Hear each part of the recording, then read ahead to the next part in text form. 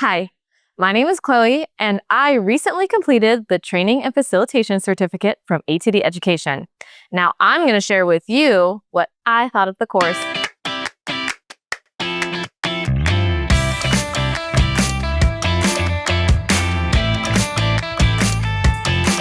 The first thing I would like to share is anyone can take this course. You might be wondering why someone whose job is not training and facilitating might take this ATD course. Well, besides wanting to scope out the program for all of you, I also wanted to know what people in the industry are learning so that I can create better content. And I learned a lot. I learned so much fascinating information about facilitation. For example, I learned 2 different methods for preparing learning objectives, the ABCD method and the SMART method.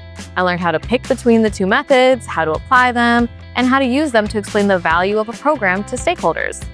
Some of the other things I learned include managing audience behaviors, creating a positive learning environment, addressing ambiguity or confusion in an audience, utilizing multimedia in presentations, and how to structure a learning program based on my objectives. Are these things that I can use in my everyday job? Maybe not in a direct application, but there are benefits that I can certainly use. For example, I moderate webinars for ATD. Knowing how to manage an audience is essential for that job. Or when I edit podcasts, I now think about the structure of an episode so that the discussion is scaled for all listeners and hitting the intended objectives. See, I may not be a trainer, but this course has given me plenty to take back to my role. And I was pleasantly shocked by that too, because I thought training was boring, which brings me to my next point. Training doesn't have to be boring. Come on, we all know the programs that rely on old videos and standardized tests to train people. Let's face it, rarely are those programs interesting, which is why I enjoyed this training and facilitation course so much. At the core of it was group discussion and hands-on practice. We were talking with our small groups, then getting up and talking with different people from different groups. We were creating flowcharts and completing mini facilitation exercises. We did this one cool exercise called Jigsaw, where we broke off into teams and each learned about a different facilitation technique. Then, we took one person from each group and put them in a new group. In these new groups, we took turns teaching everyone else about the facilitation technique we had just learned. By the end of it, we all had 5 new techniques to take away, and we all got some facilitation practice in. It was so much fun. Which is why I'm going to make the not-so-unique claim that in-person training is better than virtual. Don't get me wrong, if virtual is the best available option for you, this course is still really valuable. But if you have the chance to attend an in-person program, take it. During the 3 days of training, I really connected with the other participants.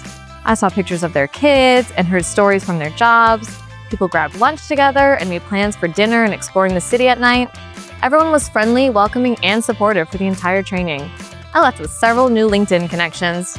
This isn't about being an extrovert or an introvert either.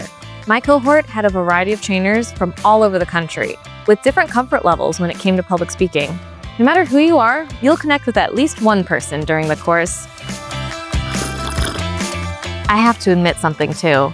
Before I took this course, I had some misconceptions about the field. I understood the neuroscience behind learning and was all in on the different methods of teaching. But I assumed that all trainers and facilitators were the same. In this course, I met so many people with a variety of training experiences.